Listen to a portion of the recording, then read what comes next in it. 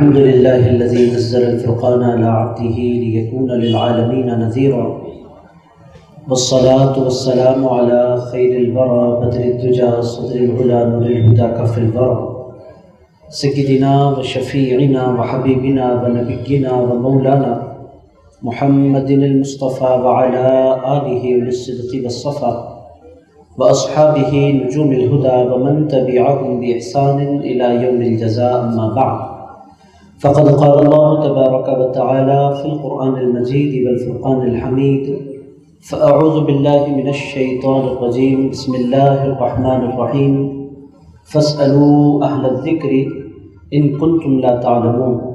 وقال تبارك وتعالى: يوم ندعو كل أناس بإمامهم. صدق الله العظيم. وقال الله تبارك وتعالى في شان حبيبه ونبيه ورسوله: إن الله وملائكته يصلون على النبي يا أيها الذين آمنوا صلوا عليه وسلموا تسليما.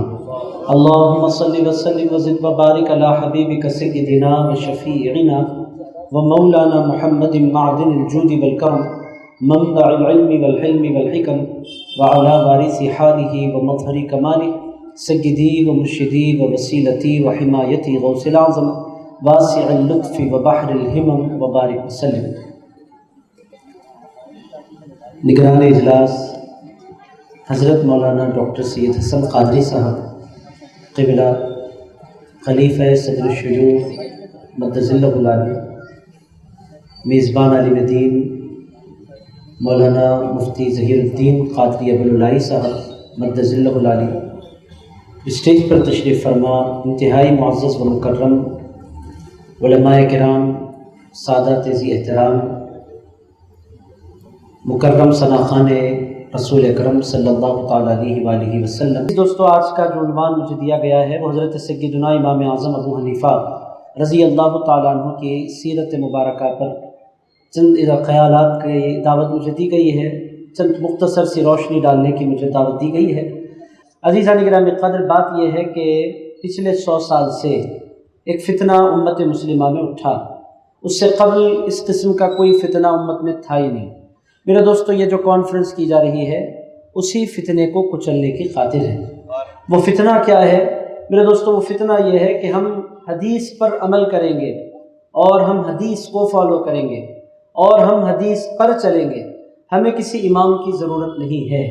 عزیزان گرامی قدر، یہ نعرہ مختلف جگہوں سے لگ رہا ہے اور دیکھتے ہی دیکھتے بڑی تعداد میں نوجوان اس نعرے سے متاثر ہو رہے ہیں. ایک بہت بڑی تعداد میں نوجوان آپ کو مسجدوں میں ایسے نظر آئیں گے کہ جب وہ نماز پڑھتے ہیں تو ان کے پیر بہت دور دور ہوتے ہیں، اور جب امام صاحب وَلَضَّالِّينَ کہتے ہیں تو وہ امام سے زیادہ چیختے ہیں آمین کہہ کر. عزیزان گرامی قدر، اس سے نوجوان آپ کو نظر آئیں گے کہ جب وہ نماز پڑھنے کے لیے کھڑے ہوتے ہیں ایسا محسوس نہیں ہوتا کہ یہ اللہ کے گھر میں کھڑے ہیں، ایسا محسوس ہوتا ہے کہ یہ تعلیم کے اکھاڑے میں کھڑے ہیں. عزیزان گرامی قدر، انتہائی ڈراؤنی انداز میں وہ کھڑے ہوتے ہیں. عزیزان گرامی قدر، ایک بندے کی طرح کھڑے نہیں ہوتے، ایک پہلوان کی طرح کھڑے ہوتے ہیں. میرے دوستو، یہ ہر مسجد میں یہ لوگ نظر آ رہے ہیں.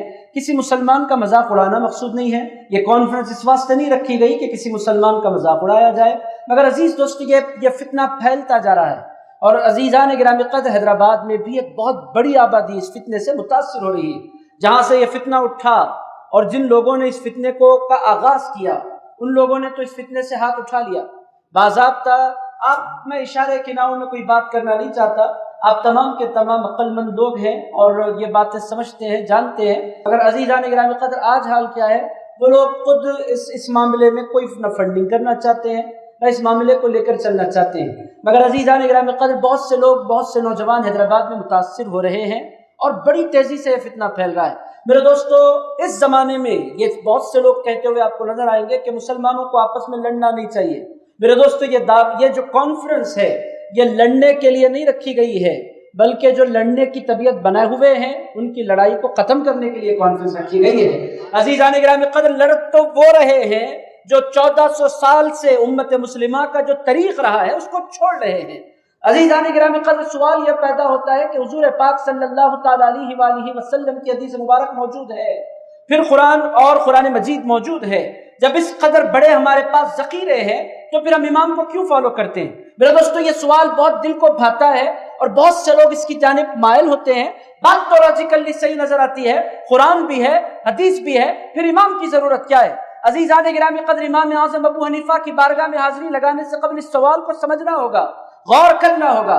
آخر وجہ کیا ہے کہ امام کی پیروی کی طرف بلایا جاتا ہے؟ اور افسوسناک حال اس امت کا کیا ہے؟ میرے دوستوں یہاں جتنے بیٹھے ہیں میں سمجھتا ہوں کہ پورے کے پورے حنفی ہیں. بارکت سے میرے 2-4 بھائی تشریف لائے وہ شافعی ہیں، اور عزیزان گرامی قدر ان کا حق ہے.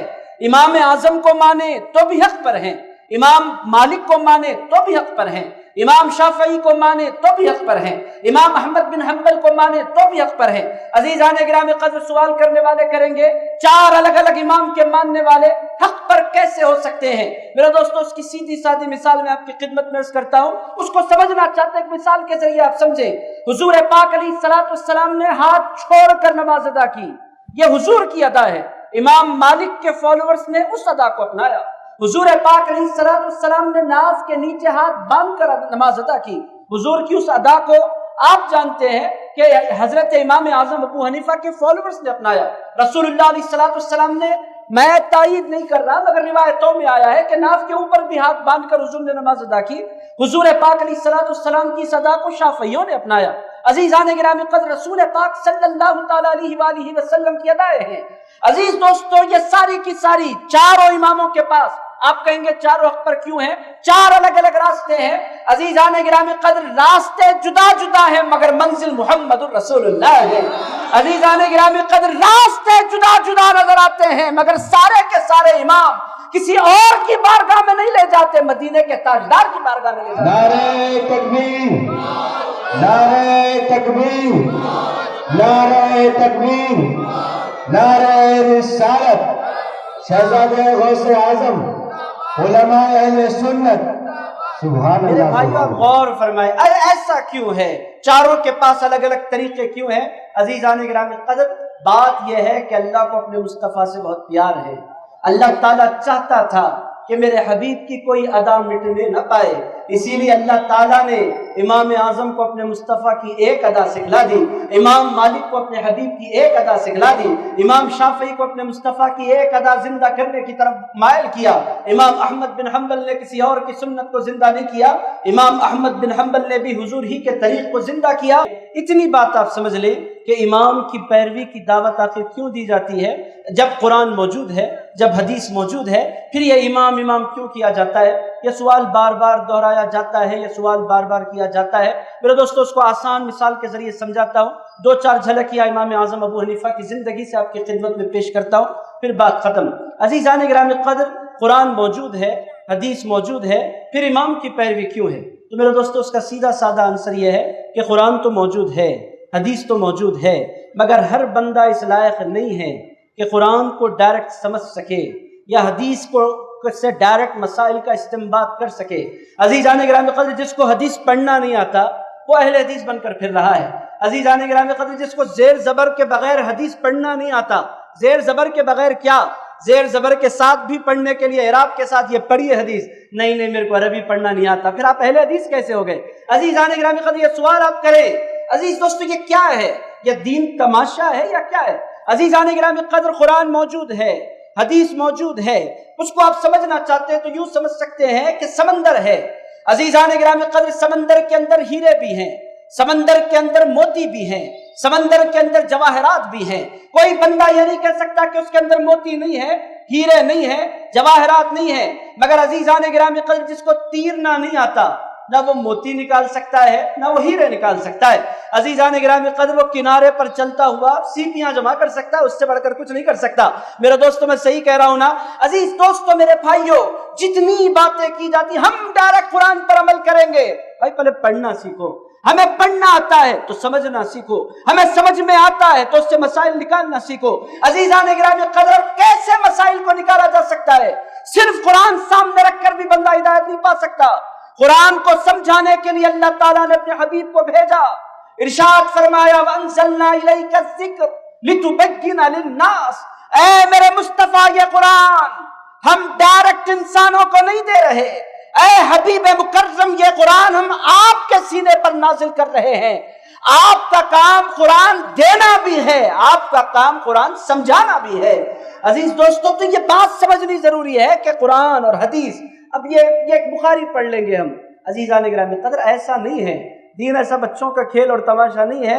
اور میرے دوستو، ایسے لوگوں کا حال کیا ہوتا ہے جو بغیر پڑھے لکھے کے اہل حدیث بن جاتے ہیں۔ عزیز دوستو، ان کا حال کیا ہوتا ہے؟ ہم تو ڈوبے ہیں صنم، تم کو بھی لے ڈوبیں گے۔ عزیزان گرامی قدر، اس کے علاوہ ان کا کوئی حال نہیں ہوتا، یہ پریکٹیکل ہے۔ عزیز دوستو، جس کو پڑھنا نہیں آتا وہ کیسے عزیزان گرامی قدر، جس کو تیرنا نہیں آتا وہ کیسے ہیرے نکالے گا، وہ کیسے جواہرات نکالے گا؟ اسی لیے اللہ تعالیٰ نے اور اس کے رسول علیہ السلام نے اور امت کی سارے علماء نے اس بات پر اتفاق کیا کہ لوگوں، قرآن بھی مکمل ہے اور حضور کی ارشادات بھی مکمل ہیں، مگر ان ساروں کو سمجھنا سب کے بس کی بات نہیں ہے۔ اس کو سمجھنے والے کو مجتہد کہتے ہیں، اور اللہ تعالیٰ نے مجتہد بنا کر اس امت میں 4 لوگوں کو پیدا فرما دیا ہے۔ اب ان کے کام کے بعد نہ کسی کے کام کی ضرورت ہے، نہ کسی کی طرف دیکھنے کی ضرورت ہے۔ ان 4 نے کیا ہے؟ اسی قرآن کو، اسی حدیث کو آسان کر کے امت کے حوالے کیا۔ اور عزیز دوست یہ کہتے ہیں نہیں ہم بھی عالم ہیں۔ میں کہنا چاہتا ہوں بھائی، علم والوں کے پاس ہر عالم ایسا نہیں ہوتا کہ آپ اس کو فالو کریں، علم کے ساتھ ساتھ تقویٰ بھی ضروری ہے۔ اب آئے امام اعظم ابو حنیفہ کی طرف۔ میرے دوستو، جھلکیاں پیش کرتا ہوں، آپ لوگ سنیں گے نا انشاءاللہ؟ بے چین تو نہیں ہے؟ علامہ احمد نقشبندی صاحب کو سننے کے لیے بے چین ہے بھی تو میں سناؤں گا۔ عزیزان گرامی قدر، ایسا تو میں آپ کو چھوڑوں گا نہیں، آپ بولیں گے ہم بے چین ہیں، میں نہیں چھوڑوں گا آپ کو، 2-4 باتیں تو کرنا میرا حق ہے، بہت دیر سے بیٹھا ہوں۔ عزیزان گرامی قدر، سن لیں آپ۔ عزیز دوستو، کیا ہے امام اعظم ابو حنیفہ؟ عزیز دوستو، قرآن کیا کہتا ہے؟ اللہ تعالیٰ نے اسی لیے ارشاد فرمایا، لوگوں تم ڈائریکٹ نہیں کر سکتے، فَاسْأَلُوا أَهْلَ الذِّكْرِ إِن كُنتُمْ لَا تَعْلَمُونَ۔ ارشاد فرمایا، لوگوں اگر تم نہیں جانتے تو ان کے پاس جاؤ جو ذکر والے ہیں۔ عزیزان گرامی قدر، اللہ نے یہ نہیں فرمایا جو علم والے ہیں۔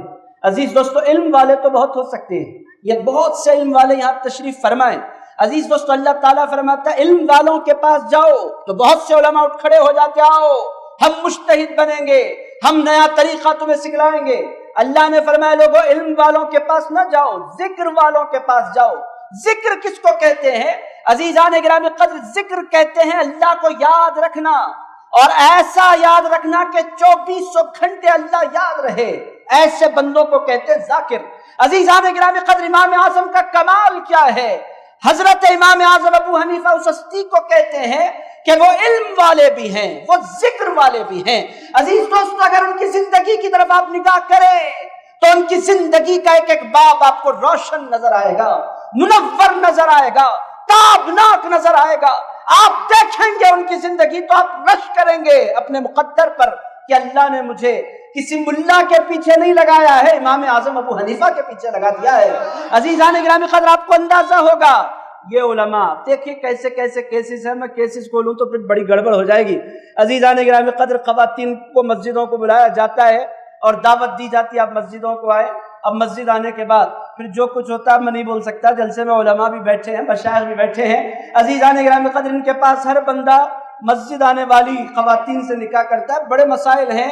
عزیز دوستو، بہرحال ان موضوعات کو میں نہیں چھیڑنا چاہتا، عرض یہ کرنا چاہتا ہوں کہ دیکھیں اپنے امام کو، جانے اپنے امام کو، ہمارے امام کون ہے؟ عزیزان گرامی قدر، ہمارے امام اعظم ابو حنیفہ، ان کی شان کیا ہے؟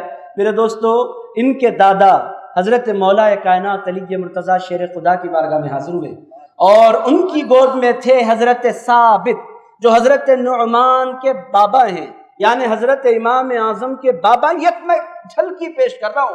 میرے دوستو، آج کا عالم ہر عالم قدر کے لائق ہے، مگر وہ عالم قدر کے لائق نہیں ہے جو 1400 سال سے بنے ہوئے راستے کو توڑنے کی دعوت دیتا ہے۔ عزیزان گرامی قدر، عالم وہ قدر کے لائق ہے جو اسلاف سے جوڑنے کی دعوت دیتا ہے، جو اسلاف کے طریقے کو توڑنے کی دعوت دے۔ نہیں، ہمیں قرآن اور حدیث کافی ہے۔ میں ان سے پوچھنا چاہتا ہوں، آپ کو کافی ہے؟ امام بخاری کو کافی نہیں تھا؟ امام بخاری نے کیوں پیروی کی؟ آپ کو کافی ہے؟ غوث اعظم دستگیر نے پیروی کیوں کی؟ عزیزان گرامی قدر، وہ شیخ عبد القادر جیلانی ہیں، وہ غوث الاعظم دستگیر ہیں، اس کے باوجود غوث الاعظم دستگیر فتویٰ دینے کے لیے بیٹھتے تو حضرت پیران پیر فقہ شافعی پر فتویٰ دیتے، فقہ حنبلی پر فتویٰ دیتے۔ میں آپ سے پوچھتا ہوں، کیا ضرورت ہے غوث اعظم دستگیر کو کسی کی پیروی کرنے کی، تقلید کرنے کی؟ میرے دوستو، غوث اعظم دستگیر امت کو پیغام دینا چاہتے تھے کہ لوگوں، علم کے سمندر میرے سینے میں چھاٹے مارتے ہیں، مگر اے لوگوں، میں امت کے طریقے کو، امت کے اسلوب کو اور اس امت کے نہج کو توڑنا نہیں چاہتا۔ میں یہ چاہتا ہوں کہ جو سلسلہ امام اعظم سے چلا ہے وہ قیامت تک چلتا رہے۔ عزیزان گرامی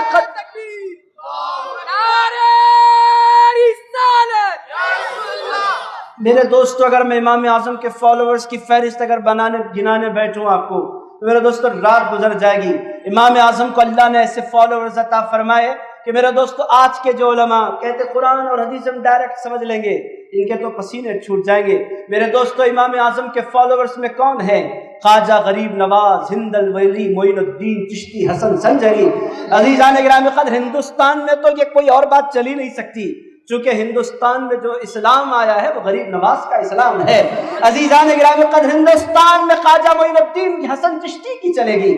وہ کہتے ہیں کہ لوگوں، میں ہوں تو بہت بڑا مبلغ، میں ہوں تو اللہ کا بہت بڑا دوست، مگر میں ڈائریکٹ قرآن حدیث کی بات نہیں کرتا۔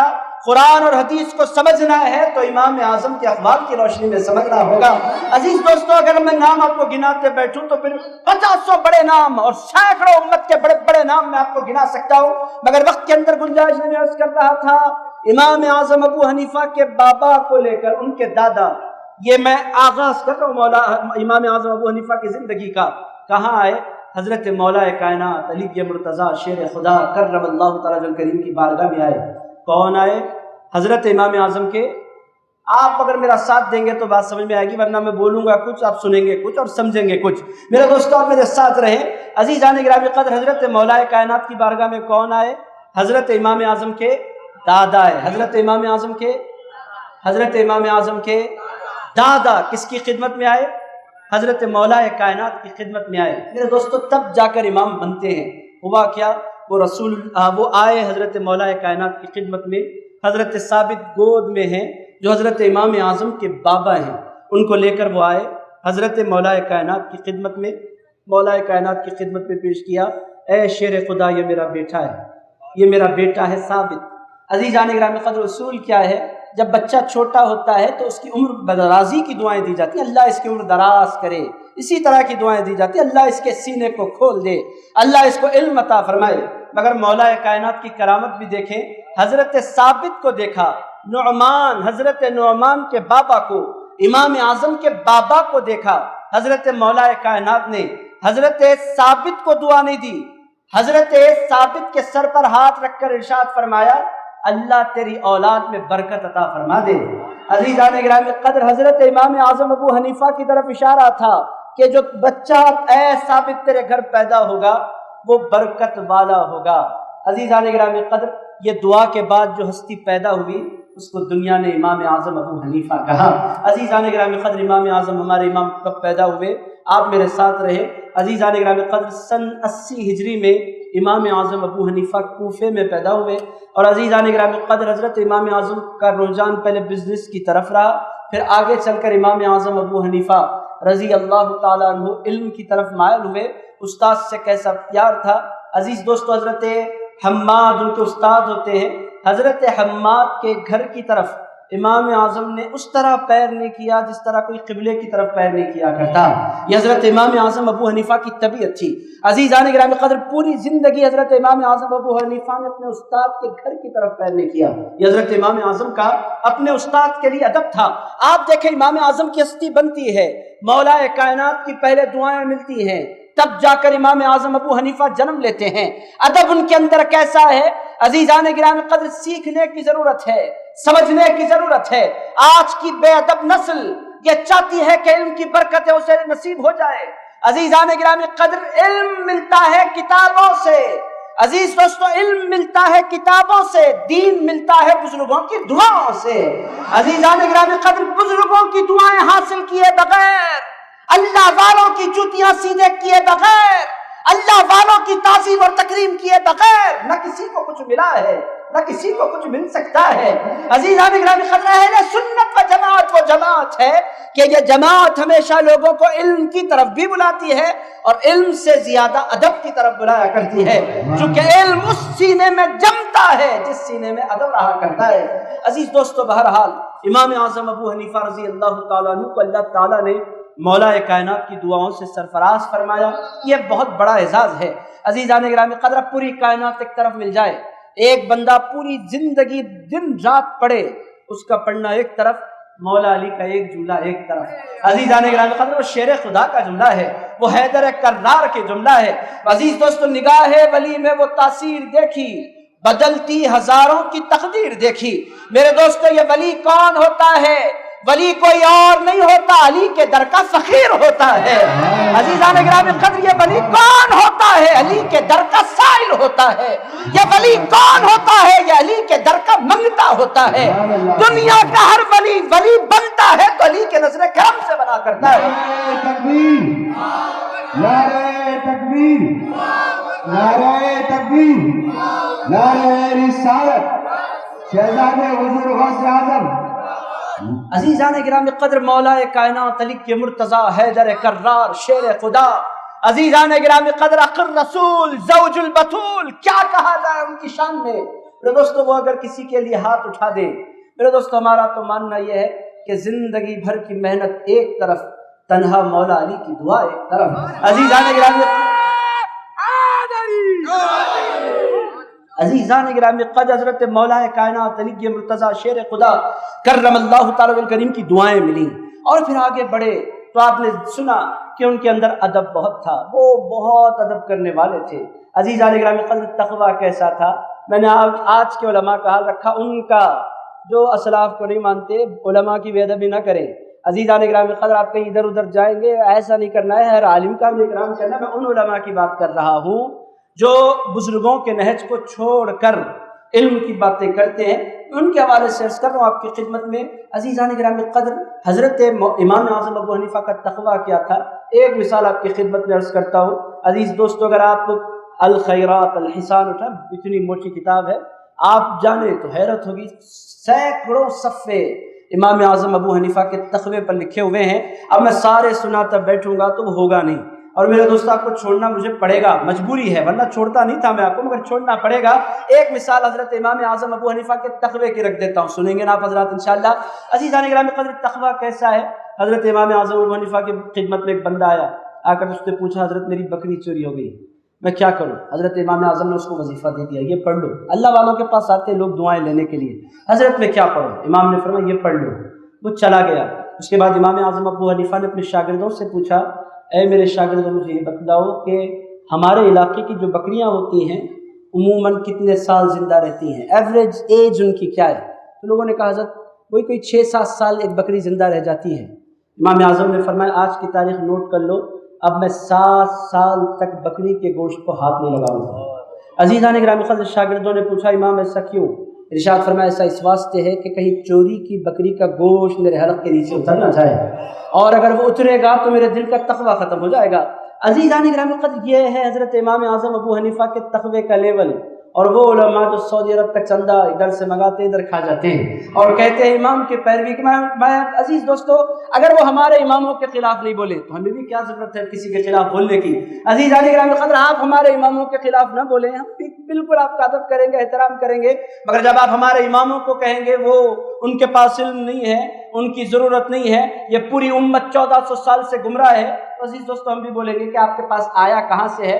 آپ تو سائیکل پر آئے تھے جب حیدرآباد آئے تھے، آج آپ مرسڈیز میں گھوم رہے ہیں، یہ مرسڈیز آئی تو آئی کہاں سے ہے؟ عزیزان گرامی قدر، یہ سوال کرنے کا ہم کو حق ہے۔ آپ جب آئے تھے تو آپ کے پاس تو کچھ بھی نہیں تھا، یہ اچانک یہ بلڈنگیں، یہ گاڑیاں، یہ عیش، یہ آرام، یہ سب کچھ کیا ہے؟ یہ کس کا ہے؟ یہ پوچھنے کا حق ہے۔ آپ تو کل کائنات کھا جاتے ہیں، اور ہمارے امام کے تقوی کا عالم یہ ہے کہ اگر ایک بکری ان کے شہر میں چوری ہو جاتی ہے تو 7 سال تک بکری کے گوشت کو ہاتھ نہیں لگاتے۔ یہ ہے ہمارے امام اعظم۔ عزیزان گرامی قدر، للہیت میں آپ کی خدمت میں کیا عرض کروں، ہمارے امام اعظم ابو حنیفہ کی للہیت کا عالم کیا ہے؟ حضرت امام اعظم ابو حنیفہ نے 40 سال تک، کتنے سال تک؟ 40 سال تک حضرت امام اعظم ابو حنیفہ نے عشاء کی نماز، عشاء کے وضو سے فجر کی نماز پڑھی ہے۔ آپ بولیں گے یہ تو غوث اعظم دستگیر کا کارنامہ ہے۔ عزیز دوستو، یہ قسمت اہل سنت کی ہے کہ اللہ نے امام اعظم عطا فرمایا تو ہمیں عطا فرمایا، اور غوث اعظم عطا فرمایا تو ہمیں عطا فرمایا۔ عزیزان گرامی قدر، یہ قسمت ہماری ہے، تمہارے پاس کیا ہے؟ کچھ بھی نہیں ہے، آؤ ہمارے پاس، دیکھو कैसे कैसे चेहरे हैं, कैसी कैसी शख्सियतें हैं, कैसे कैसे लोग हैं। अहले सुन्नत व जमात की तरफ आओ, आंखें खोलो, देखो, समझो कि कैसी शख्सियतें हैं। हजरत इमाम आज़म अबू हनीफा का कमाल क्या है। अजीज़ान गिरामी क़द्र, हमारे इमाम आज़म अबू हनीफा ने 55 हज किए हैं। अजीज़ान गिरामी क़द्र, हमारे इमाम की शान क्या है। हमारे इमाम फरमाते हैं कि लोगों, मैंने 100 मरतबा ख्वाब में अपने अल्लाह का दीदार किया है। अजीज़ान गिरामी क़द्र, ये कोई झूठ नहीं है, यह कोई मुबालगा नहीं है, यह किसी मुक़ल्लिद का तराना नहीं है। अजीज़ान गिरामी क़द्र, ये सब कुछ साबित है। इरशाद फरमाते हैं, मैंने 100 मरतबा अपने अल्लाह का जलवा देखा। ये है हमारे इमाम आज़म। इनको छोड़कर इधर उधर गली गली मारे मारे फिरना। अजीज़ान गिरामी क़द्र, इस आलिम के पास गए, इस आलिम के पास गए, आप मसला बताएं, आप मसला बताएं। हम कहते हैं जो किसी दर का नहीं हो जाता वो दर बदर हो जाया करता है। अजीज़ान गिरामी क़द्र, हमें अल्लाह ने दर अता फरमाया, गौसे आज़म दस्तगीर का दर अता फरमाया, इमाम आज़म अबू हनीफा का दर अता फरमाया, और तुम दर बदर फिरते हो, इधर उधर पूछते आमीन कैसा बोलना, जोर से चीख कर बोलना है, जोर से बोलेंगे। क्यों बोलते हैं? हमारे आलिम ने कहा, हम जो करते हैं आलिम की सुनकर नहीं करते, इमाम की सुनकर करते हैं। अजीज़ान गिरामी क़द्र, अहले सुन्नत व जमात का ये खासा है, ये खासा है। मेरे दोस्तों, बहरहाल इमाम आज़म की लिल्लाहियत के हवाले से मैं आपको क्या क्या सुनाऊं, वो कैसे तक़वे के किस मर्तबे पर हमारे इमाम आज़म फायज़ हैं। अजीज़ान गिरामी क़द्र, कुरान से उनका ताल्लुक़ कैसा है। अजीज़ दोस्तों, हज़रत इमाम आज़म अबू हनीफा फरमाते हैं, हम रमज़ान आता है, 6 दिन का कुरान, 3 दिन का कुरान पढ़े तो इतनी मोहब्बत हमसे लोग करते हैं, आप कुर्बान हो जाते हैं लोग। आपने 3 दिन में कुरान ख़त्म कर दिया, लोग इतनी मोहब्बतों का इज़हार करते हैं। 6 दिन में आपने कुरान ख़त्म किया। हमारे याकूतपुरे के मेरे भाई गिर जाते हैं और सफ़े बन जाती हैं, हाथ मत लगाओ, क्या हमने किया। अजीज़ान गिरामी क़द्र, 5 पारे पढ़े, कुर्बान हो जाती है उम्मत हम पर। 5 पारे हमने सुनाए। अजीज़ दोस्तों, हमारे इमाम का हाल क्या था। इरशाद फरमाया करते थे कि लोगों, जब रमज़ान आता है तो मैं रमज़ान में कम से कम 61 कुरान ख़त्म किया करता हूँ। हमारे इमाम आज़म फरमाते 61 कुरान। इमाम आज़म से लोगों ने पूछा, हज़रत कैसा 61 कुरान ख़त्म आप कर लेते हैं, कैसे? इरशाद फरमाया, दिन में एक पढ़ता हूँ, रात में एक पढ़ता हूँ। मैं इमाम फरमाते हैं, मैं रमज़ान आता है, कुरान के अलावा मैं कुछ नहीं करता, पूरा दिन कुरान पढ़ता हूँ, पूरी रात कुरान पढ़ता हूँ। इस तरह मेरे 61 कुरान होते हैं। लोगों ने पूछा, हज़रत दिन में एक, रात में एक पढ़ेंगे भी तो होंगे 60, क्योंकि दिन 30 रातें 30। पूछने वाले भी अक्लमंद होते हैं, और अज़ीज़ान गिरामी क़द्र, ये क्वेश्चन बनता है। आप फरमाते हैं 61 मरतबा मैं कुरान ख़त्म करता हूँ, तो पूछने वालों ने पूछा, हज़रत दिन 30, रातें 30 से बढ़कर तो किसी महीने में नहीं होती ना, आप लोग बहुत डर रहे हैं। अज़ीज़ान गिरामी क़द्र, सीधी सीधी बात है, कितनी रातें होती हैं महीने में? 30। और दिन कितने होते हैं? 30, 29 भी हो सकते हैं, तो इमाम उसको रिकवर कर लेते होंगे। इमाम ने फरमाया, मगर मैं 61 मरतबा ख़त्म करता हूँ। लोगों ने पूछा, हज़रत दिन में 30, रात में 30, तो 60 होते, 31 कैसे हो गए? इमाम ने फरमाया, तुम दिन और रात के तो काउंट कर रहे हो, तरावी के कौन काउंट करेगा? मैं कुरान तरावी में भी ख़त्म करता हूँ, उसको मैंने काउंट किया है। अज़ीज़ान गिरामी क़द्र, ये हमारे इमाम आज़म अबू हनीफा का कुरान से कनेक्शन है। मेरे दोस्तों, आप गौर फरमाएं, इमाम आज़म अबू हनीफा हैं कौन? अज़ीज़ान गिरामी क़द्र, अल्लाह से मोहब्बत का आलम क्या है। एक रिवायत सुनाता हूँ, तेज़ी से बातों को समेट रहा हूँ, सुनेंगे ना आप हज़रात इंशाअल्लाह। आप इंजॉय तो कर रहे हैं ना, ज़बरदस्ती के तो नहीं हो रही बातें। अजीज़ दोस्तों, इंजॉय कीजिए, इमाम की सीरत जानिए। आपको जब अंदाज़ा होगा कि हमारे इमाम हैं कौन, तो मेरे दोस्तों फिर दुनिया का कोई इंसान आपको गुमराह नहीं कर सकेगा। अजीज़ दोस्तों, बहुत से नौजवान जो इमाम का दामन छोड़कर इधर उधर जा रहे हैं, उसका सबसे बड़ा रीज़न माँ और बाप है। अजीज़ान गिरामी क़द्र, कौन सा कोर्स किया जाए ये माँ बाप डिसाइड करते हैं। बच्चे को किस इंस्टीट्यूशन में दाखिला दिलवाया जाए ये माँ बाप डिसाइड करते हैं। बच्चे को MPC कराना है, BPC कराना है, CEC कराना है, HEC कराना है, ये माँ बाप डिसाइड करते हैं। डॉक्टर बनाना है, लॉयर बनाना है, इंजीनियर बनाना है, या फिर कुछ कोई और फन में उसको आगे बढ़ाना है, ये माँ बाप तय करते हैं। अगर मेरे दोस्तों, अफसोस के साथ कहना पड़ता है, बच्चा पैदा होता है हनफी, मगर ना माँ समझाती है कि इमाम आज़म अबू हनीफा कौन है, ना बाप समझाता है कि हमारे इमाम आज़म अबू हनीफा कौन है। मेरे दोस्तों, बच्चे अगर भटक रहे हैं, अल्लाह जज़ाए खैर दे सैफान बंदा नवाजी साहब को। आज से 7 साल पहले वो एक मरतबा मेरी कॉन्फ्रेंस में आए। कब? आज से 7 साल पुरानी बात मैं आपकी खिदमत पेश कर रहा हूँ। मस्जिद ख्वाजा गुलशन मेहदीपट्टनम में मैंने इमाम आज़म कॉन्फ्रेंस की, वहाँ मैंने खिताब किया, आप तशरीफ़ फरमा थे। कॉन्फ्रेंस ख़त्म हुई, انہوں نے مجھ سے کہا میں آپ سے وعدہ کر رہا ہوں، آپ نے ایک مرتبہ کیا ہے وہ آپ کا کام تھا، اب ہر سال یہ سیفان بندہ نوازی کرتا رہے گا۔ عزیزان گرامی قدر، انہوں نے کہا نہیں، نعرہ تکبیر، نعرہ رسالت، نعرہ رسالت۔ عزیزان گرامی قدر، پھر انہوں نے کہا نہیں۔ وہ 7 سال سے چھٹی کانفرنس ان کی ہے، مسلسل یہ کام پر لگے ہوئے ہیں، لگنے کی ضرورت ہے۔ میرے دوستو، یہ بچے بہکتے کیوں ہیں؟ جب ہم فیل ہیں، بحیثیت باپ ہم فیل ہیں، چونکہ ہمارے پاس دین سیکنڈری ہو گیا ہے۔ میرے دوستو، دین کی ہمارے پاس کوئی ویلیو نہیں رہی۔ عزیزان گرامی قدر، دین ہمیں ورثے میں مل گیا۔ میرے دوستو، جب دین ورثے میں ملتا ہے تو اس کی اہمیت نہیں رہتی، اس کو سمجھنے کے جذبے ختم ہو جاتے ہیں۔ عزیز دوستو، آپ حنفی ہیں، حنفی کیوں ہیں؟ نہیں معلوم حنفی کیوں ہیں۔ امام کون ہے؟ نہیں پتا امام کون ہے۔ آپ حنفی ہیں تو کیوں ہیں؟ باپ کے پاس کوئی جواب نہیں ہے۔ میں حنفی کیوں ہوں؟ میں اس واسطے حنفی ہوں، میرے بابا حنفی تھے۔ یہ کوئی آنسر نہیں ہے۔ اب بچے ان باتوں پر نہیں چلیں گے۔ میرے دوستو، یہ نوجوان نسل ہے، یہ سوال کرنے والی نسل ہے، ٹیکنالوجی کا دور ہے۔ آپ ڈرا کر کسی کو اپنے مسلک پر نہیں چلا سکتے، آپ کو اپنے مسلک کو پروف کرنا ہوگا، پہلے خود اسٹڈی کرنا ہوگا۔ اگر اسٹڈی نہیں کر سکتے تو کم سے کم علماء کی مجلسوں میں بیٹھے، اللہ والوں کی صحبتوں میں بیٹھے، ان سے جاننے کی کوشش کریں۔ بہرحال عزیزان گرامی قدر، افسوسناک صورتحال یہ ہے، امت مسلمہ کا ایک بہت بڑا طبقہ وہ حنفی ہے، مگر حنفی کیوں ہے اسے نہیں پتا۔ عزیز دوستو، تعارف کی ضرورت ہے امام اعظم ابو حنیفہ کے، اسی لیے آج کی کانفرنس ہے۔ 1-2 مثالیں رکھتا ہوں بہت تیزی سے، پھر باتیں میں ختم کر رہا ہوں۔ عزیز دوستو، امام اعظم ابو حنیفہ کی للہیت کا عالم کیا تھا؟ قرآن کی قدردانی کے حوالے سے بات نکلی، ایک اور بات عرض کر دیتا ہوں۔ ہمارے پاس پڑھانے کے لیے ہمارے بچوں کو استاد آتے ہیں۔ میرے دوستو، انگلش پڑھانے کے لیے کوئی آئے تو 4-5 ہزار اس کی تنخواہ ہوتی ہے، اور قرآن پڑھانے کے لیے کوئی آئے تو اس کی تنخواہ بالکل پورے مندے کو جس طرح دے دیتے آپ یہ 4-5 کو پڑھا لیں، اتنے 100 لے لیں، اتنے 1000 لے لیں۔ عزیزان گرامی قدر، امام اعظم ابو حنیفہ کے پاس قرآن کی قدر کتنی تھی؟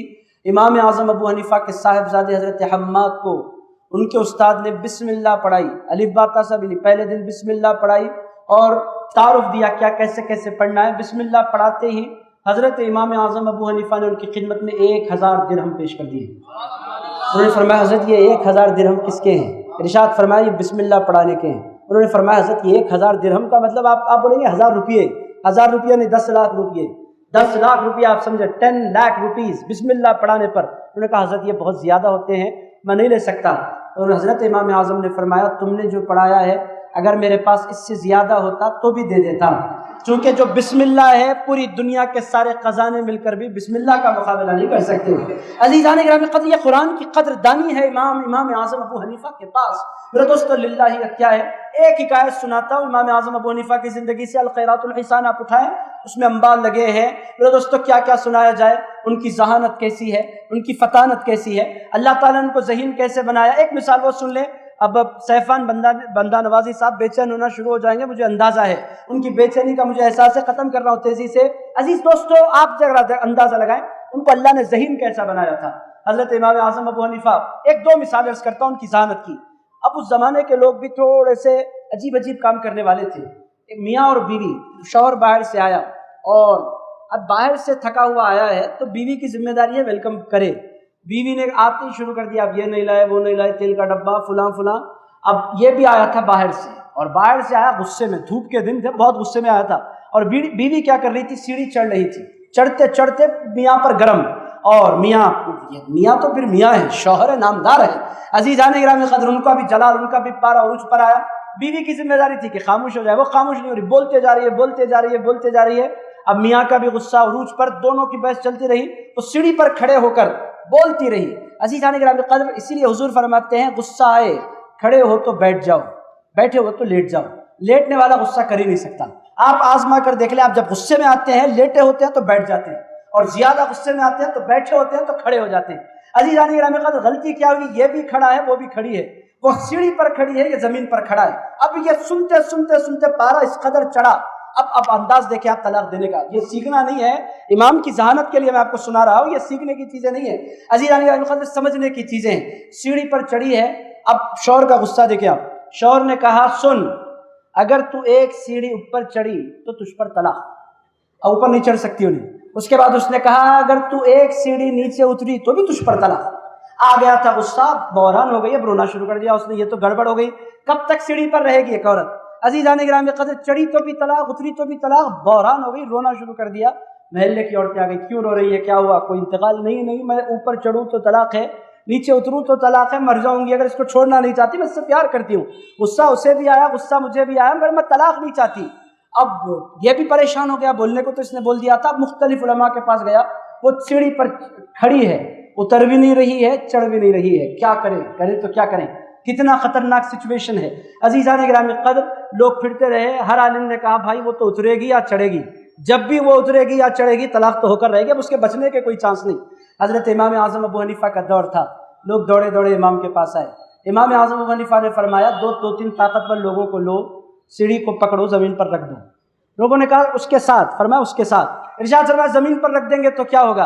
امام اعظم نے فرمایا جب زمین پر رکھ دیں گے نہ وہ چڑھ سکتی ہے نہ اتر سکتی ہے، بازو ہٹ جائے گی، طلاق ختم ہو جائے گی۔ عزیزان گرامی قدر، یہ ہے امام اعظم ابو حنیفہ کا علم، یہ اللہ تعالیٰ نے امام اعظم کو ذہانت دی تھی۔ آپ ایک اور سن لیں، آپ انجوائے کر رہے ہیں، ایک اور سن لیں۔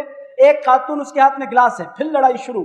عزیز دوستو، آپ بولیں گے کہ لڑائیاں ہوتے رہتی ہیں، میرے دوستو مغل اعظم فائٹ جو تھی وہ ختم ہو گئی، اگر بیاہ بیوی کی لڑائی کبھی ختم نہیں ہوئی۔ عزیزان گرامی قدر، یہ ہر گھر میں ہونے والی لڑائی ہے، اور عزیز دوستو شادی شدہ زندگی کا مزہ بھی ہے، یہ لڑنا پھر ملنا، پھر اس کے بعد پھر یقینی طور پر محبتوں میں اضافہ ہوتا ہے۔ عزیزان گرامی قدر، بہرحال ایک خاتون تھی، اس کے ہاتھ میں گلاس، اور پھر لڑائی شروع، پی بھی نہیں رہی ہے غصے سے اور بولتے جا رہی ہے۔ شوہر نے کہا تو یہ پانی پی تو تجھ پر طلاق، پانی پھینکی تو تجھ پر طلاق، پانی کا اگر کسی کو پینے کے لیے دی تو بھی تجھ پر طلاق۔ اب یہ بیچاری کرے گی تو دو ہی تین راستے اس کے پاس ہے، کسی کو دے وہ پی لے، اگر کوئی پی لے تو تجھ پر طلاق، تو خود پی لے تو تجھ پر طلاق، تو پھینکے تو تجھ پر طلاق۔ امام کی خدمت میں لوگ حاضر ہو گئے، حضرت کیا کریں، وہ تو بیچاری اب مر جائے گی، اس کی تو زندگی ہے۔ امام اعظم ابو حنیفہ رضی اللہ تعالیٰ عنہ نے فرمایا کچھ مت کرو، ایک سوکھا کپڑا لاؤ جو پانی کو جذب کرتا ہے اور گلاس کے اندر ڈال دو، پانی جب وہ آ جائے گا اس کے اندر تو نچوڑ دو، نہ وہ پیے گی نہ کسی کو پینے دے گی نہ پھینکے گی، طلاق سے بچ جائے گی۔ عزیزان گرامی قدر، یہ ذہانت اللہ تعالیٰ، اگر ایسے واقعات آپ سنیں تو آپ حیرت زدہ ہو جاتے ہیں کہ کیسا۔ اسی لیے کہتے ہیں کہ پوری دنیا کے جتنے علماء ہیں ان ساروں کی ذہانت اگر ایک پلڑے میں رکھ دی جائے، تنہا امام اعظم کی ذہانت ایک پلڑے میں رکھ دی جائے، وہ پلڑا بھاری ہوگا جس میں امام اعظم ابو حنیفہ کی ذہانت رکھی جائے گی۔ عزیزان گرامی قدر، امام شافعی فرماتے ہیں نحن عیال ابی حنیفہ فی الفقہ، فرماتے ہیں لوگوں ہم بچے ہیں، ہم جتنے فقہ پر کام کرنے والے ہیں ہم بچے ہیں۔ لوگوں نے پوچھا آپ کے بابا کا نام کیا ہے؟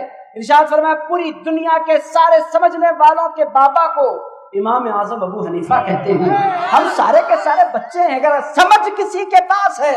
حضرت امام مالک نے فرمایا تھا جب امام اعظم نے ان سے ملاقات کی، فرمایا لوگوں اللہ نے ان کو ایسی عقل دی ہے کہ اگر یہ لکڑی کے کسی پلر کی طرف اشارہ کرے اور فرمائے یہ سونے کا ہے، پوری دنیا ایک طرف ہو جائے وہ اسے سونے کا ثابت کر کے رہتے ہیں۔ اللہ تعالیٰ نے ان کو ایسی ذہانت دی۔ میرے دوستو ذہانت کے ساتھ ساتھ للہیت بھی تھی، تقویٰ بھی تھا، بزرگوں کا ادب بھی تھا۔ عزیزان گرامی قدر، کیا کچھ امام اعظم ابو حنیفہ کے اندر نہیں رکھا تھا؟ چونکہ حضرت غریب نواز نے ان کی پیروی نہیں کی ہے۔ میرے دوستو تقوی کی ایک آدھ مثال رکھتا ہوں، بات ختم کر رہا ہوں۔ آپ بولیں گے 20 منٹ سے آپ بات ختم کرتے جا رہے ہیں اور کھینچتے جا رہے ہیں، یہ وعدہ خلافی ہو رہی ہے۔ میرے دوستو ایک دو باتیں سن لیں، واقعی بات ختم۔ عزیز دوستو للہیت کا عالم کیا ہے؟ حضرت یزید بن لیث ایک بزرگ گزرے ہیں، وہ کوفے کی جامع مسجد کے مؤذن تھے۔ وہ خود ارشاد فرماتے ہیں کہ حضرت امام اعظم تشریف لائے عشاء کی نماز میں، یہ آپ دل لگا کر سنیں، آپ کو اس سے قرآن سے اٹیچمنٹ بھی معلوم ہوگا اور ہمارے امام کی للہیت کیا ہے اس کا بھی اندازہ ہوگا۔ وہ فرماتے ہیں کہ ہمارے امام تشریف لائے عشاء کی نماز میں، سورۃ الزلزال کی تلاوت امام نے کی، جو نماز پڑھا رہے تھے انہوں نے، نماز ختم ہو گئی، امام نے سنتیں ادا کی اور پھر اس کے بعد نفل ادا کی۔ اس کے بعد امام بیٹھ گئے داڑھی پکڑ کر اور وہ کہتے جا رہے تھے فَمَن يَعْمَلْ مِثْقَالَ ذَرَّةٍ خَيْرًا يَرَهُ وَمَن يَعْمَلْ مِثْقَالَ ذَرَّةٍ شَرًّا يَرَهُ۔ میرے دوستو یہ جتنے یہاں بیٹھے ہیں تقریباً مسلمانوں کو یہ آیتیں یاد ہیں، اگر ہم پڑھتے ہیں تو ہم پر کوئی اثر نہیں ہوتا، چونکہ ہم نہ سمجھتے ہیں نہ ہمارے اندر اللہ کی وہ محبت ہے۔ میرے دوستو وہ جب پڑھتے ہیں تو اللہ کی محبت میں ڈوب کر اس کا اثر امام اعظم ابو حنیفہ پر کیا ہوا؟ حضرت امام اعظم ابو حنیفہ نے داڑھی تھامی، بیٹھ گئے مسجد کے کونے میں اور پوری اب اس کے بعد شروع کیا فَمَن يَعْمَلْ مِثْقَالَ ذَرَّةٍ خَيْرًا يَرَهُ وَمَن يَعْمَلْ مِثْقَالَ ذَرَّةٍ شَرًّا يَرَهُ۔ جو کوئی ذرہ برابر خیر کرے گا قیامت میں اس کو دیکھے گا، اور جو کوئی ذرہ برابر شر کرے گا قیامت کے دن اللہ وہ بھی اس کو دکھلائے گا۔ امام اعظم پڑھتے جاتے، روتے جاتے، اللہ کی بارگاہ میں عرض کرتے جاتے، مولا اگر مجھ سے کوئی شر ہو گیا ہے مولا مجھے دکھلا مت، میں رسوا ہونا نہیں چاہتا، اے اللہ میدان محشر کی رسوائیوں سے بچا لے۔ پھر پڑھتے فَمَن يَعْمَلْ مِثْقَالَ ذَرَّةٍ خَيْرًا يَرَهُ وَمَن يَعْمَلْ مِثْقَالَ ذَرَّةٍ شَرًّا يَرَهُ۔ امام روتے گئے، پڑھتے گئے۔ مؤذن جو تھے مسجد کے، اس زمانے میں چراغ ہوتے تھے، لائٹس نہیں ہوتی تھی، مؤذن صاحب کی ذمہ داری تھی کہ نکلتے وقت چراغ بجھا کر جائیں۔ وہ چراغ بجھانے کے لیے بیٹھے ہیں، امام اپنی کیفیت میں بیٹھے ہیں، پڑھتے جا رہے ہیں ایک ہی آیت، روتے جا رہے ہیں، پڑھتے جا رہے ہیں، روتے جا رہے ہیں۔ انہوں نے کہا چراغ بجھ جائے گا، تیل ختم ہو جائے گا، امام اٹھ کر چلے جائیں گے، اسی لیے انہوں نے دروازہ بھیڑ دیا، چلے گئے۔ وہ فرماتے ہیں پوری رات گزر گئی، فجر کی نماز کے لیے میں مسجد میں پہنچا، جس حال میں نے اپنے امام کو چھوڑا تھا امام فجر تک اسی حال میں بیٹھے رہے اور وہی آیتیں تلاوت کر رہے ہیں، فَمَن يَعْمَلْ مِثْقَالَ ذَرَّةٍ خَيْرًا يَرَهُ وَمَن يَعْمَلْ مِثْقَالَ ذَرَّةٍ شَرًّا يَرَهُ۔ میں اندر داخل ہوا، مجھے حیرت کی کوئی انتہا نہیں رہی، اندر میں داخل ہوا تو پوری رات گزر جانے کے باوجود، تیل ختم ہو جانے کے باوجود چراغ جل رہا ہے۔ عزیزان گرامی قدر، وہ کہتے ہیں چراغ جل نہیں رہا تھا، اللہ نے امام کے لیے چراغ کو جلا دیا تھا۔ عزیزان گرامی قدر، یہ ہیں ہمارے امام اور یہ ہے ان کی للہیت۔ عزیز دوستو، ہماری ذمہ داری ہے، نوجوانوں، میرے بھائیوں، آپ کے اپنے اطراف و اکناف میں، اپنے ملنے جلنے والوں میں، آپ اگر ان کو گالی دیں گے، ہمارے پاس طریقہ کیا ہے؟ اگر کوئی غلط راہ پر جانے لگتا ہے، ہمارے بھائی بھی، سنی بھائی بھی آسانی سے اس کو نکال دیتے ہیں اپنے سرکل سے۔ میں کھلا عرض کر دیتا ہوں، عزیزان گرامی قدر، ہم کہتے ہیں انہیں پکوڑا ہو رہا ہے، ایسا بولتے ہیں ہمارے بھائی، اور عزیزان پکوڑے کو چھوڑ دو۔ عزیزان گرامی قدر، آپ اس طرح اگر چھوڑیں گے تو پھر لوگ چھٹتے چلے جائیں گے۔ عزیز دوستو، آپ کو حضرت خواجہ نظام الدین اولیاء محبوب الہی کی سنت پر چلنا ہے۔ حضرت خواجہ نظام الدین اولیاء محبوب الہی سے کسی نے پوچھا تھا، حضرت اگر کوئی کسی کی فکر خراب ہے تو کیا مجھ سے ملاقات کریں؟ حضرت خواجہ نظام الدین اولیاء محبوب الہی نے فرمایا تھا، لوگوں سے ملاقات کرو۔ ارشاد فرمایا کیوں؟ ارشاد فرمایا ہم اہل اللہ، ہم مریض سے نفرت نہیں کرتے، ہم مرض سے نفرت کیا کرتے ہیں۔ میرے دوستو، ہمارے پاس ہو کیا رہا ہے، ہم اس کو دور کر رہے ہیں۔ دور کرنا کوئی سلوشن نہیں ہے۔ میرے دوستو، فقہ کی ضرورت کیا ہے، اس کی اہمیت کیا ہے، ہمارے امام کی شان کیا ہے، یہ نوجوانوں کے اندر ڈیلیور کرنے کی یہ وقت کا تقاضا ہے۔ میں امید کرتا ہوں کہ آپ ان باتوں پر غور کریں گے نا انشاءاللہ۔ میرے دوستو، اپنے امام کو سمجھیں، تقلید کی ضرورت کو سمجھیں۔ آخری بات عرض کرتا ہوں، امام کے انتقال کی بات ختم، سن 150 ہجری ہے۔ آپ اگر جائیں بغداد شریف تو میرے دوستو، بغداد کی قسمت یہ ہے کہ بغداد میں غوث اعظم بھی ہیں، امام اعظم بھی ہیں۔ عزیزان گرامی قدر، مجھ گناہگار کو ان دونوں روزوں پر حاضری کی سعادت اللہ نے عطا فرمائی ہے، بغداد شریف میں ہے۔ سن 150 ہجری میں بغداد کی سرزمین پر امام کے انتقال کی گھڑیاں قریب آئیں، صاحبزادے قدموں میں بیٹھے تھے، بابا دنیا چھوڑ کر جانے والے ہیں۔ امام اعظم کی عمر مبارک 70 سال کے آس پاس تھی، بیٹے قدموں میں بیٹھے آنسو بہا رہے تھے۔ امام نے آنکھیں کھولی، فرمایا حماد کیا ہوا؟ کہنے لگے بابا مجھے محسوس ہو رہا ہے کہ اب وقت آ گیا ہے۔ ارشاد فرمایا تم میرے بارے میں فکر مند ہو؟ عرض کیا بابا آپ ہی کے بارے میں فکر مند ہوں۔ ارشاد فرمایا میرے بارے میں فکر نہ کرو، جس کمرے میں تمہارا بابا دم توڑنے والا ہے، اس کمرے کے اس کونے میں تمہارے باپ نے 7000 مرتبہ قرآن مجید ختم کیا ہے۔ میرے دوستو، یہ ہیں ہمارے امام اعظم ابو حنیفہ، 7000 مرتبہ امام اعظم نے قرآن ختم کیا، گئے دنیا سے۔ تو عزیزان گرامی قدر، امام اعظم ابو حنیفہ کی نماز جنازہ 12 مرتبہ پڑھی گئی، اور ایک وقت میں 50 ہزار لوگ، 1 لاکھ لوگ شریک ہوتے۔ دنیا میں سے جنازے کم اٹھتے ہیں۔ عزیزان گرامی قدر، 6 لاکھ کے قریب اس زمانے میں لوگوں کا جمع ہو جانا کوئی معمولی بات نہیں تھی۔ عزیز دوستو، اور امام نے جان کس کی محبت میں دی وہ بھی سن لیں۔ امام اعظم ابو حنیفہ نے جان دی ہے تو اہل بیت اطہار کی محبت میں دی ہے۔ تاریخ گواہ ہے، حضرت امام اعظم ابو حنیفہ اس زمانے میں بنو امیہ کے خلاف، پھر اس کے بعد بنو عباس کے خلاف جو ان کا ظلم ہو رہا تھا، اس کے خلاف امام اعظم ابو حنیفہ نے آواز بلند کی، اور بدلے میں آپ کو جیل میں ڈالا گیا۔ آخرکار امام اعظم ابو حنیفہ زہر دے کر شہید کر دیے گئے۔ بہرحال میرے دوستو، دنیا امام اعظم کا احسان نہیں اتار سکتی۔ علماء تو یہاں تک کہتے ہیں کہ ہر مسلمان پر یہ لازم ہے، چاہے وہ کسی بھی امام کا فالوور ہو، ہر نماز کے بعد اسے دعا کرنی چاہیے امام اعظم ابو حنیفہ کے درجات کی بلندی کے لیے۔ اس پر لازم ہے، کیوں؟ اس واسطے کہ کسی بھی امام کا ماننے والا ہو، فقہ کی بنیاد رکھنے والے چونکہ امام اعظم ہیں، تو فیض امام اعظم کا جاری ہوا کرتا ہے۔ میرے دوستو بہرحال آپ نے بڑی محبتوں کے ساتھ مجھے سماعت کیا۔ میرے پیارے بھائیوں، امام اعظم سے پیار کریں گے نا انشاءاللہ؟ ذرا زور سے کہہ دیں آپ۔ اور میرے دوستو ان لوگوں کو سمجھائیں جو امام سے دور ہو رہے ہیں، امام سے دور ہونے میں سراسر خسران ہے، نقصان ہے، بے برکتی ہے اور بے راروی ہے، گمراہی ہے، اور امام کے قدموں میں نجات ہے، ہدایت ہے، صراط مستقیم کا انعام ہے، 1400 سال کی روش پر چلنے کا انعام اس کو نصیب ہوتا ہے جو امام اعظم کا فالوور ہو جایا کرتا ہے۔ پھر ایک بات میں عرض کرنا چاہوں گا، اگر میرا کوئی بھائی کسی اور تحریک سے متاثر ہو رہا ہے، آپ کے دل توڑنے کے لیے میں نے کوئی بات نہیں کہی، میرے بھائی آنکھیں کھولیے، ان کے راستے پر مت چلیے۔